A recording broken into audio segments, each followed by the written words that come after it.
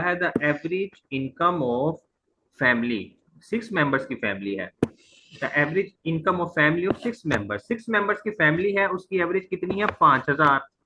अच्छा, the income of 3 of them, उनमें से जो 12 की, उनमें से जो 3 की इनकम है 12,000 है, वो कह रहे हैं जो रिमेनिंग है उनकी इनकम क्या है, what is income of remaining person. आप ये क्वेश्चन आप कर सकते हैं या नहीं? अगर कर छह में, सकते हैं, 18,000 आ जाएगी। जी वेरी, 18,000 आंसर, एक्सीलेंट यार, यही मैं चाहता था कि सेकंड्स के अंदर आप आंसर करें, कैसे आएगा? वो जो जेन में हो गया, वो जेन में हो गया। हाँ ऐसे ही, वेरी गुड। अच्छा 6 मेंबर्स हैं, उसकी अगर हम इसको टोटल में कन्वर्ट करें, 5,000 को हमने 6 से मल्टीप्लाई किया, ये आ जाएगा 3,000, 30,000। और 3 मेंबर्स की मेमोरी कितनी, इनकम कितनी है 12,000।